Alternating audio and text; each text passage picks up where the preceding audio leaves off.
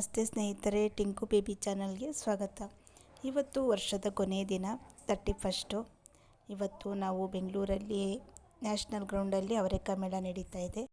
ಅದಕ್ಕೋಸ್ಕರ ನಾನು ನಮ್ಮ ಅಕ್ಕ ಎಲ್ಲರೂ ಅವರೆಕಾಯಿ ಮೇಳಕ್ಕೆ ಹೋಗೋಣ ಅಂತ ಹೊರಟಿದ್ದೀವಿ. ಈಗ ಅವರೆಬೇಳೆ ಮೇಳಕ್ಕೆ ಎಂಟ್ರಿ ಆದ್ವಿ. ನಾವು ಹೊರಟಾಗ 5:30 ಆಗಿತ್ತು. ಅವಾಗೇನು ಅಷ್ಟು ರಶ್ ಇರಲಿಲ್ಲ. 25ನೇ ವರ್ಷದ ಅವರೆಬೇಳೆ ಮೇಳದಲ್ಲಿ ಸುಮಾರು 125 ವೆರೈಟಿಗಳು ನಮ್ಮ ಅವರೆಬೇಳೆಯಲ್ಲಿ ಸಿಗಬಹುದು. ನಾವು ಎಂಟ್ರಿ ಆದಾಗ ಅವರೆಬೇಳೆ ಮೇಳದ ಬಗ್ಗೆ ಭಾಷಣ ನಡೀತಾ ಇತ್ತು. 25 ವರ್ಷ ಆಗಿದೆಯಂತೆ ಅವರೆಬೇಳೆ ಮೇಳ ಶುರುವಾಗಿ. ಮತ್ತು 150 ವೆರೈಟೀಸ್ ಈ ಸಲ ಮಾಡಿದ್ದಾರಂತೆ ಅವರೆಬೇಳೆಯಲ್ಲಿ. ನೋಡೋಣ ಅಂತ ಮುಂದೆ ಹೊರಟಿದ್ದೀವಿ. ಫಸ್ಟಿಗೆ ನೋಡಿ, ಎಣ್ಣೆ ಕೂಡ ಇಲ್ಲೇ ಮಾರ್ತಾ ಇದ್ದಾರೆ, ಸನ್ಪ್ಯೂರ್ ಎಣ್ಣೆ.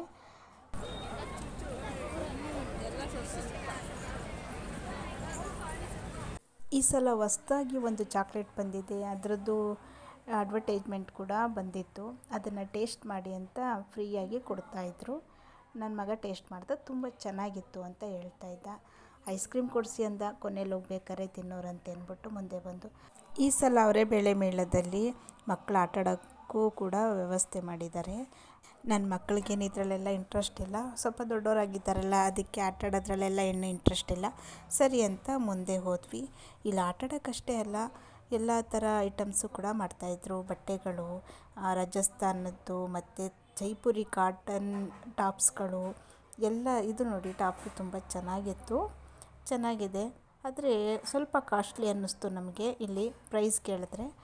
ಅಂದರೆ ಇವರು ಬೇರೆ ಕಡೆಯಿಂದ ಬಂದು ಇಲ್ಲಿ ಸ್ಟಾಲ್ ಹಾಕ್ಕೊಂಡಿದ್ದಾರೆ, ಅದಕ್ಕೋಸ್ಕರ ತುಂಬ ಕಾಸ್ಟ್ಲಿ ಅನ್ನಿಸ್ತಾ ಇದೆ.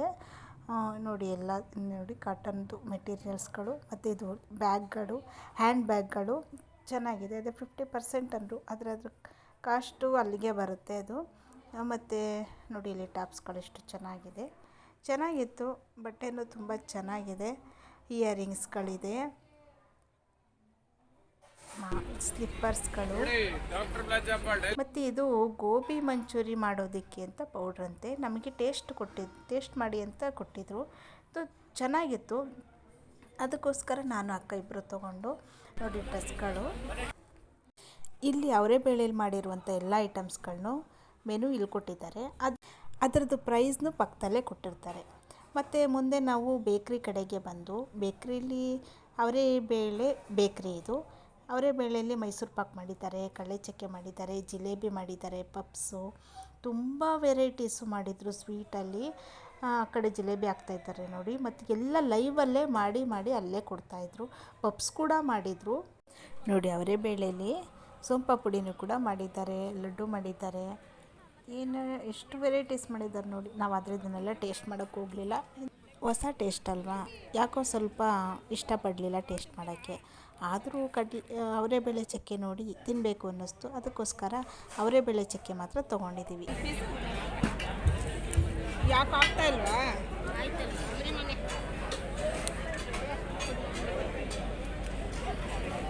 ಟೇಸ್ಟ್ ಹೇಗೈತೆ ನೋಡ್ರಿ.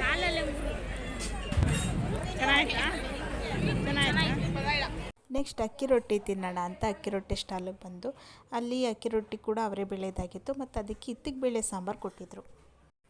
ಅಕ್ಕಿ ರೊಟ್ಟಿ ಟೇಸ್ಟ್ ಮಾಡೋದು, ಅಕ್ಕಿ ರೊಟ್ಟಿ ಚೆನ್ನಾಗಿತ್ತು. ನೆಕ್ಸ್ಟು ಅಕ್ಕ ಅವರೆಬೇಳೆ ವಡೆ ಮತ್ತು ಬೋಂಡ ಟೇಸ್ಟ್ ಮಾಡೋಣ ಅಂತ ವಡೆ ಮತ್ತು ಬೋಂಡ ತಗೊಂಡು ಬಂದು. ಅವನು ಒಟ್ಟಲ್ಲಿ ತಿನ್ನಬೇಕೀಗ ಅಷ್ಟೇ. ವಡೆ ಮತ್ತು ಬೋಂಡ, ಅವರೆಕಾಯಿ ವಡೆ ಬೋಂಡ. ಅವರೆಬೇಳೆ ವಡೆ ಮತ್ತು ಬೋಂಡ ಎರಡೂ ಚೆನ್ನಾಗಿತ್ತು, ಟೇಸ್ಟಿಯಾಗಿತ್ತು. ಬಿಸಿಬೇಸಿಯಾಗಿತ್ತಲ್ಲ, ಚಳಿಗೆ ಚೆನ್ನಾಗಿತ್ತು ತಿನ್ಕೊಂಡು. ನೆಕ್ಸ್ಟ್ ಅಲ್ಲಿಂದ ಪೊಟ್ಯಾಟೊ ಟ್ವಿಸ್ಟ್ ನೋಡಿ, ಅದು ಕೂಡ ಅವರೆಬೇಳೆಯಲ್ಲೇ ಮಾಡಿದ್ದಾರೆ, ಎಷ್ಟು ಚೆನ್ನಾಗಿ ಆಗ್ತಾಯಿದ್ದಾರೆ. ನನ್ನ ಮಗ ಪೊಟ್ಯಾಟೊ ಟ್ವಿಸ್ಟ್ ಕೇಳಿದ್ದ, ಅದಕ್ಕೋಸ್ಕರ ಅಕ್ಕ ಹೋಗಿ ನಿಂತಿದ್ದಾಳೆ. ಅದು ತುಂಬ ಲೇಟಾಯಿತು ನೋಡಿ, ಎಷ್ಟು ಚೆನ್ನಾಗಿ ಬಂದಿದೆ. ಟೇಸ್ಟು ಪರವಾಗಿಲ್ಲ ಅನ್ನಿಸ್ತು.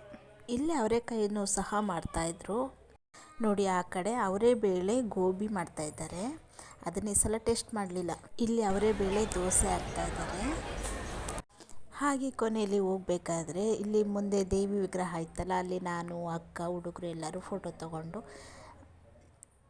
ಟೈಮ್ ಆಗಿತ್ತು, ಇಷ್ಟೊತ್ತಿಗೆ 8:30 ಆಗೋಗಿತ್ತು. ಇನ್ನೇನು ಮನೆಗೆ ಹೊರಡೋಣ ಅಂತ ಹೊರಟಿದ್ದೀವಿ. ನಾಳೆ ನ್ಯೂ ಇಯರ್ ಆಗಿರೋದ್ರಿಂದ ಕೇಕ್ ಕಟ್ಟಿಂಗ್ ಮಾಡೋಣ ಅಂತ ಕೇಕ್ ಅಂತ ಮಾಡ್ತಾಯಿದ್ದೀನಿ. ಇದಕ್ಕೆ 2 ಮೊಟ್ಟೆ ಹಾಕ್ಕೊಂಡಿದ್ದೀನಿ, ಮತ್ತು ಈ ಲೋಟದಲ್ಲಿ 1 ಲೋಟ ಸಕ್ಕರೆ ತೊಗೊಂಡಿದ್ದೀನಿ, ಮತ್ತು ಇದೇ ಲೋಟದಲ್ಲಿ 1 ಲೋಟ ಮೈದಾ ಹಸಿಟ್ಟು ತೊಗೊಂಡಿದ್ದೀನಿ. ಈಗ ಮೊದಲಿಗೆ ಮೊಟ್ಟೆಗೆ ಸಕ್ಕರೆ ಹಾಕ್ಕೊಂಡು ಚೆನ್ನಾಗಿ ಮಿಕ್ಸಿಲಿ ರುಬ್ಕೋತಾ ಇದ್ದೀನಿ. ನೊರೆ ಬರೋ ಥರ ರುಬ್ಕೋಬೇಕು. ಈಗ ಒಂದು ಪಾತ್ರೆಗೆ ಬಟರ್ ಪೇಪರ್ ಹಾಕಿ ರೆಡಿ ಮಾಡ್ಕೊಂಡಿದ್ದೀನಿ. ಸುತ್ತ ಎಣ್ಣೆ ಹಾಕ್ಕೊಂಡು ಬಟರ್ ಪೇಪರ್ ಹಾಕಿದ್ದೀನಿ. ಮೈದಾ ಹಾಕಿ ರುಬ್ಬಿ ನೋಡಿ, ಈ ಥರ ಬ್ಯಾಟರ್ ರೆಡಿಯಾಗಿದೆ, ಕೇಕ್ ಬ್ಯಾಟರು. ಈಗ ಇದನ್ನು ಒಂದು ಪಾತ್ರೆಗೆ, ಅದೇ ಬಟರ್ ಪೇಪರ್ ಹಾಕಿದ್ದೀನಲ್ಲ ಆ ಪಾತ್ರೆಗೆ ಹಾಕೋತಾ ಇದ್ದೀನಿ. ಹಾಕ್ಕೊಂಡು ಅದನ್ನು ಚೆನ್ನಾಗಿ ಟ್ಯಾಪ್ ಮಾಡಬೇಕು. 2-3 ಸಲ ಟ್ಯಾಪ್ ಮಾಡಿ ನೀಟಾಗಿ ಸ್ಪ್ರೆಡ್ ಆಗೋ ಥರ ಮಾಡಬೇಕು. 40 ನಿಮಿಷ ಕುಕ್ಕರಲ್ಲಿಟ್ಟು ಬೇಯಿಸಿದ ಮೇಲೆ ಕೇಕು ಈ ಥರ ರೆಡಿಯಾಗಿದೆ. ತುಂಬ ಚೆನ್ನಾಗಿ ಬಂದಿದೆ, ಪರವಾಗಿಲ್ಲ. ನಾನು ಸ್ವಲ್ಪ ಕ್ವಾಂಟಿಟಿಲೇ ಮಾಡಿದ್ದೆ, ಹೇಗೆ ಬರುತ್ತೋ ಅಂತ. ಪರವಾಗಿಲ್ಲ, ತುಂಬ ಚೆನ್ನಾಗಿ ಬಂದಿದೆ. ಈಗ ಕೇಕ್ ಮೇಲೆಲ್ಲ ಡೆಕೋರೇಟ್ ಮಾಡಿದ್ದೀನಿ. ಅದಕ್ಕೆ ಕಿಸಾನ್ ಜಾಮ್ ಎಲ್ಲ ಹಾಕಿ ಅದಕ್ಕೆ ಡ್ರೈ ಕೊಕೊನಟ್ ಪೌಡರ್ ಹಾಕಿದ್ಮೇಲೆ ಕೇಕು ಈ ರೀತಿ ರೆಡಿಯಾಗಿದೆ. ಹೋಮ್ ಮೇಡ್ ಕೇಕು, ಈ ವರ್ಷ ನ್ಯೂ ಇಯರ್ಗೆ ನಾನೇ ಮಾಡಿದ ಕೇಕು ರೆಡಿಯಾಗಿದೆ.